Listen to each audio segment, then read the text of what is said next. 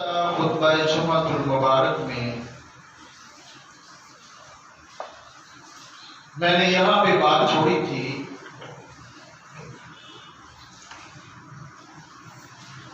کہ اللہ کے نبی صلی اللہ علیہ وسلم نے فرمایا اگر کوئی شخص تمہارے عیب تلاش کر کے کسی جگہ پر بیان کرتا ہے اور تمہیں معلوم ہو جائے تو تم اس پہ درگزر کرنا۔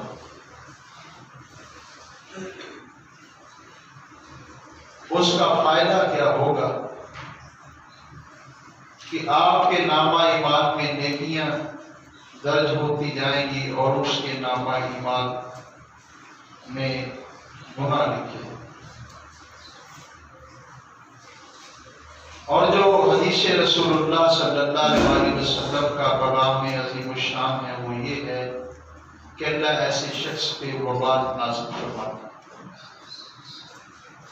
اللہ ہم سب کو بچنے کی توفیق نصیب۔ ہم طاقت نہیں رکھتے۔ یا ایھا الناس انتم الفقراء، اے لوگوں، یہاں پہ ایمان والوں کو اللہ رب العالمین نے خطاب نہیں کیا بلکہ پوری کائنات کو خطاب کیا۔ اے لوگوں، تم اللہ کے محتاج ہو۔ یہاں پر بھی ہم محتاج ہیں، گناہ سے بچنے پر بھی ہم محتاج ہیں اور نیکی کرنے پر بھی ہم محتاج ہیں۔ اگر ہمیں یہ محتاجگی سمجھ آ جائے تو پھر معاشرے کی کافی زیادہ جو برائیاں ہیں وہ ختم ہو سکتی ہیں۔ انسان پاؤں سے لے کر سر کے بالوں تک اگر اس کے جسم کے کسی حصے پہ معمولی سی تکلیف ہوتی ہے تو یہ کوشش کرتا ہے کہ میں دوائی کھا لوں، میری وہ درد رک جائے۔ کاش ہمیں یہ سمجھ آ جائے کہ جس مالک نے ہمیں یہ صحت مند جسم دیا ہے ہم اس جسم کو باوضو ہو کر اللہ کی بارگاہ میں کھڑا کریں۔ اس کی سمجھ آتی ہے۔ محتاجی تو بڑی ہے ہمیں۔ یہ جو ہم اپنے ہاتھوں کو، اپنے جسم کو، اپنی زبان کو، اپنے سر کو، اپنے بازوؤں کو، اپنے پاؤں کو یہ جو حرکت دے رہے ہیں، یہ جو ہمارا قلب چل رہا ہے، یہ جو ہمارا ذہن کام کر رہا ہے، یہ سارا کا سارا جو ہے نظام اللہ رب العالمین کا عطا کرتا ہے۔ اور ایسے لوگ بھی آپ نے دیکھے ہوں گے، دیکھے نہیں ہوں گے، ہو سکتا سنے ہوں گے، جو کہتے ہوں گے کہ یہ دنیا تو خود بنی ہے، اس کے بنانے والا، چلانے والا تو کوئی بھی نہیں مار سکتا۔ اور اللہ کی ذات یہاں پر فرما رہے ہیں کہ تم سارے کے سارے محتاج ہو، وہ مسلمان ہو یا غیر مسلم ہو، وہ ایمان والا ہو یا بتوں کی پرستش کرنے والا ہو، وہ ایمان والا ہو یا قبروں کو پوجنے والا ہو، یہ سارے کے سارے محتاج ہیں۔ زندہ ہیں تو تب بھی محتاج ہیں، مر جائیں گے تو تب بھی محتاج ہیں۔ یہ بڑی ٹھاٹ باٹ سے چلنے والے لوگ ابو داؤد میں ہے کہ حضرت ابو ہریرہ رضی اللہ تعالیٰ عنہ فرماتے ہیں کہ رسول اللہ صلی اللہ علیہ وسلم نے ایک آدمی کو دیکھا کہ وہ نماز ادا کر رہا تھا۔ آپ نے فرمایا جاؤ وضو کر کے آؤ۔ چلا گیا، واپس آیا، آپ نے پھر فرمایا جاؤ وضو کر کے آؤ۔ قریب بیٹھے آپ علیہ الصلوۃ والسلام کے پیارے صحابی نے عرض کیا اللہ کے نبی صلی اللہ علیہ وسلم آپ نے وضو کا حکم دے رہے اور اس کے بعد آپ خاموش ہیں۔ سردار دو عالم صلی اللہ علیہ وسلم نے فرمایا اس کی جو تہبند تھی وہ لٹک رہی تھی، کہاں؟ زمین پر، ٹخنوں سے نیچے۔ اللہ تعالیٰ شخص کی نماز قبول نہیں فرماتے جس کی تہبند ڈٹ گئی. اور حدیث کے جو صحیح اصول ہے اگر اس پہ غور کیا جائے اس پہ تو یہ ہے کہ اس کا وضو بھی نہیں ہوگا. کیوں؟ سرکار دو عالم علیہ الصلوۃ والسلام نے اسی لیے ارشاد فرمایا نا، ادا تو وہ نماز کر رہا تھا، آپ نے فرمایا وضو کر کیا ہو. اس کا مطلب کہ اس کا وضو بھی نہیں ہوا جس کا تہبند ٹخنوں سے نیچے تھا.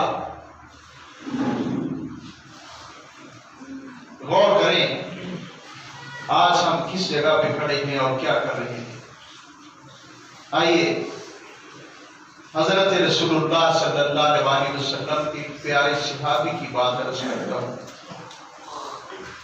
خزیمہ اسدی، ان کے بڑے بڑے بال تھے، ان کا تہبند جو تھا وہ لٹکتا تھا ٹخنوں سے نیچے. حضرت رسول اللہ صلی اللہ علیہ وسلم کسی مجلس میں تشریف فرما تھے. یہ حدیث بڑی لمبی ہے، میں اس سے ایک حصہ جو میرے مقصد کا ہے وہ بیان کر رہا ہوں. آپ علیہ الصلوۃ والسلام نے فرمایا کہ خزیمہ بڑا خوب آدمی ہے، بہت کام کا آدمی ہے. اگر وہ اپنے بالوں کو سنبھال لے اور اپنی تہبند کو ٹخنوں سے اوپر کر لے. یہ لفظ اللہ کے نبی صلی اللہ علیہ وسلم نے خود بیان نہیں فرمایا، اور ان کو خود نہیں کہا، ایک مجلس میں کہا ہے، وہ وہاں پر موجود نہیں تھے. جب خزیمہ کو یہ بات معلوم ہوئی کہ میرا ذکر حضرت رسول اللہ صلی اللہ علیہ وسلم نے اپنی مجلس میں کیا اور میرا نام لے کر کیا ہے کہ خزیمہ بڑا خوب آدمی ہے، اور جب ہم بات کریں گے نا ہم کہیں گے وہ بڑا کمینہ آدمی ہے، وہ بہت ذلیل آدمی. مگر امام کائنات صلی اللہ علیہ وسلم نے جو ہمیں سبق دیا وہ یہ ہے کہ وہ بڑا خوب آدمی ہے، باوجود اس کے کہ اس میں دو کمزوریاں پائی جاتی تھی پھر بھی اس کو خوب کہا. جب ان تک یہ پیغام پہنچا کہ اللہ کے نبی صلی اللہ علیہ وسلم فرماتے ہیں کہ خزیمہ بہت خوب آدمی ہے مگر اس کے سر کے بال بہت لمبے اور اس کا تہبند ٹخنوں سے نیچے لٹک رہا. آج کل آپ نے اکثر لوگوں کے دیکھے ہوں گے، نوجوانوں کے، عورتوں کی طرح انہوں نے بال رکھے ہوں گے، داڑھی نہیں، بال سر. ویکھاں کڑیاں تے مڑیاں دا پوے چھاکا، عادت پئی نگاہ نچوڑیاں دی، نظام مصطفیٰ کر ملک چناوز، رکھ لے شرم پردیسی دے تو. چاکا پہندا ہے ویکھ کے بندے وال کہ بندہ ہے کہ بڈھی ہے. ایڑے ایڑے بال. اللہ کے نبی صلی اللہ علیہ وسلم فرما رہے ہیں جب خزیمہ کے پاس یہ بات پہنچی تو خزیمہ نے کینچی لی. کیا کیا؟ میں تو 1000 مرتبہ یہ نوجوانوں سے کہہ چکا ہوں کہ آپ اپنے سر کو بنائیں، یہ جو پف بناتے ہیں، یہ سائڈ پہ چیز نکالتے ہیں، یہ غلط ہے. کوئی نہیں مانتا. یہ بات بھی میں نے حدیث رسول اللہ سے بیان کی، کوئی نہیں مانتا. اور خزیمہ کی طرف دیکھو اور پھر تم ٹھیکیدار ہو کہ میں عاشق رسول ہوں. یہ کدھر کی شرافت ہے آپ کی؟ پیغمبر علیہ الصلوۃ والسلام کی بات آئے اور تم اس کو مسکرا کے ڈال دو. اور پیغمبر کے صحابہ بات پہنچی ہے، کینچی لی اور اپنے بالوں کو کاٹ دیا، کانوں تک کر دیا اور اپنے تہبند کو بھی ٹھیک کر دیا.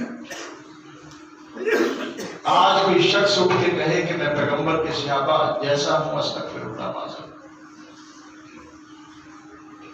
ان کے قدموں میں پہنے ہوئے جو جوتے تھے نا، ان کے ساتھ جو خاک لگی آپ ان کے برابر بھی نہیں سی. انہوں نے تو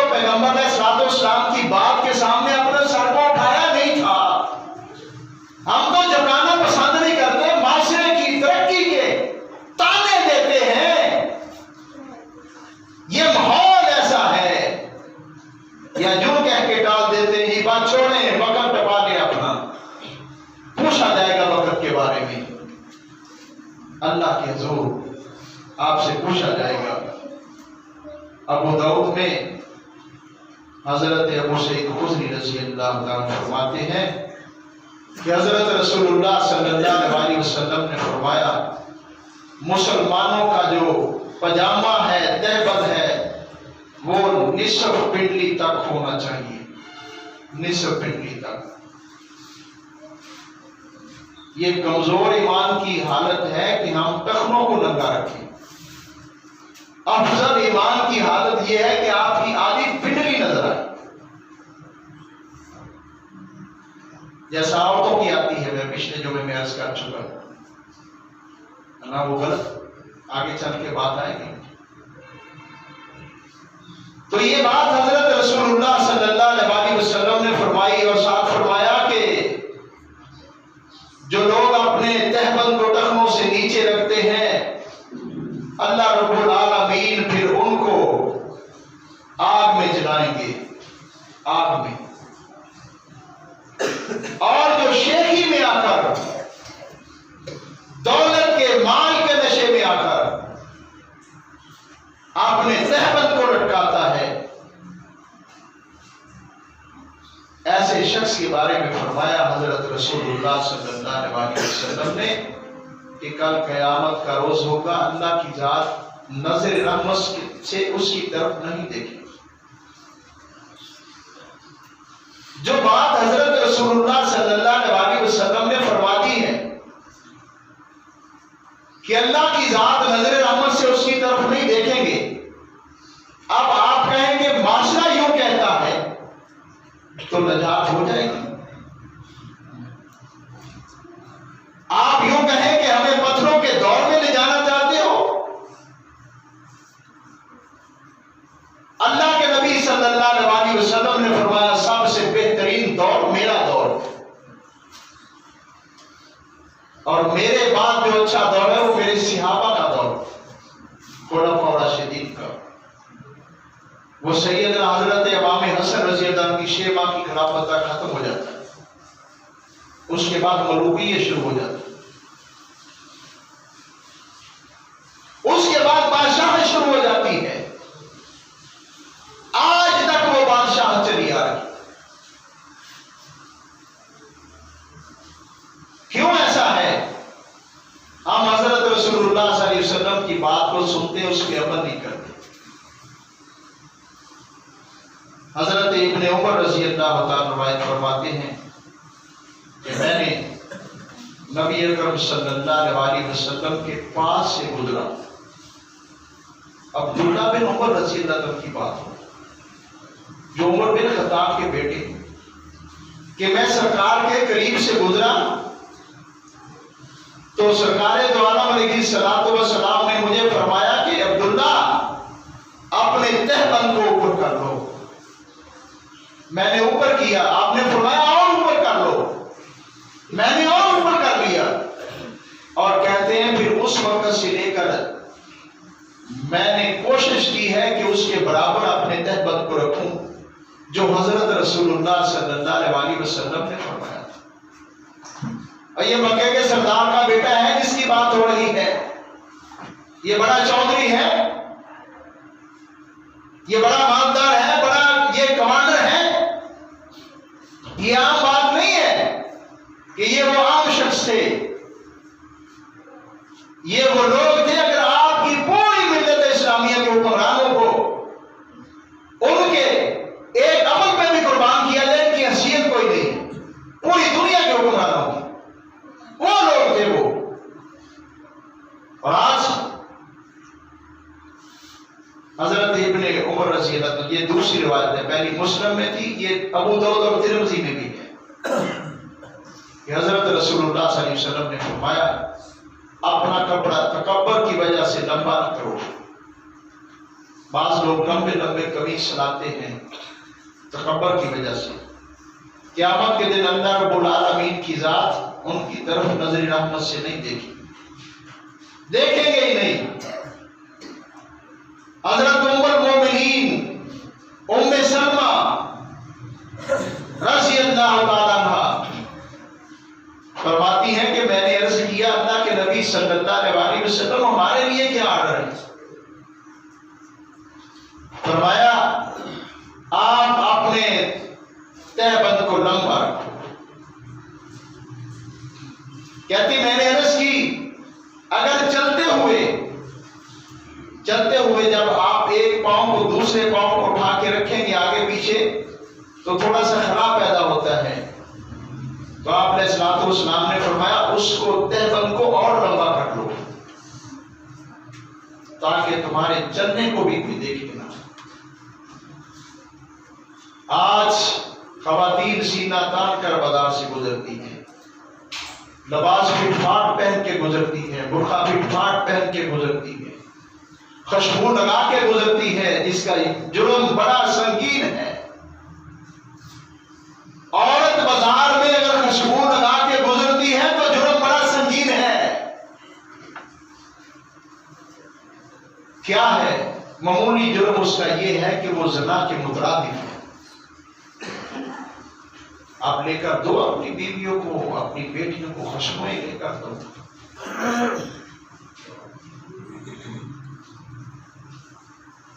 اللہ ہمیں عمل کرنے کی توفیق نصیب فرمائے، اللہ ہمیں سمجھنے کی توفیق نصیب فرمائے۔ حضرت معاذ بن انس رضی اللہ تعالیٰ روایت فرماتے ہیں کہ حضرت رسول اللہ صلی اللہ علیہ وسلم نے فرمایا اگر کوئی شخص دنیا میں قیمتی لباس نہیں پہنتا تو کل قیامت کو اللہ رب العالمین ان کو بلائیں گے اور کہیں گے یہ جنت میں سب سے قیمتی لباس ہے، جو جی چاہتا پہن، جو جی چاہتا پہن۔ اور آج جن کے پیچھے چل کے آپ اپنے اعمال کو، دین کو، مذہب کو، توحید کو، سنت کو خراب کر رہے ہیں، وہ کل قیامت کے روز کہیں گے ما کنتم ایان تعبدون۔ وہ کل قیامت کے روز کہیں گے کہ یہ تو ہماری عبادت نہیں کرتے تھے، پھر آپ کدھر جائیں گے؟ آج بڑے دمدمے سے لوگ کہتے ہیں، بڑی جرأت سے کہتے ہیں، یہ ماحول بن گیا آپ کے معاشرے کا کلچر۔ ایک چادر اٹھائی، 4 لوگوں کو پکڑایا، ایک ڈھول ساتھ لیا اور کہا اس میں ڈالو یہ ہم فلاں دربار سے چندہ لینے کے لیے آئے۔ یہ کلچر مذہب کا کلچر، یہ دین کا کلچر، یہ اسلام کے اصولوں کے منافی کلچر ہے۔ مسجد کے اسپیکر کی آواز تھوڑی سی زیادہ ہو، اذان گھر میں پڑے مریض کو تکلیف دیتی ہے۔ ہمیں پیغام آ جاتا ہے کہ گھر میں ایک ہمارے پیشنٹ ہے ہارٹ کا، اس کا بلڈ ہائی ہو جاتا ہے، آپ اسپیکر کی آواز کو کم کر دیں۔ جب گلیوں میں ڈھول بجا کے گھومنے والے گھومتے، کسی کو شرم حیا نہیں آتی؟ وہ باہر نکلے اور کہے کہ ہمارے گھر میں ایک پیشنٹ ہے ہارٹ کا، بلڈ کا، آپ ڈھول کو بند کرو۔ غیر شرعی کام بند کرنے کے لیے تمہاری اور ہماری جرأت کا جنازہ نکل چکا ہے۔ صرف ایک اذان مظلوم رہ گئی ہے اور اس کی آواز تمہارے کانوں میں پڑتی ہے تو مریض کو تکلیف ہوتی ہے۔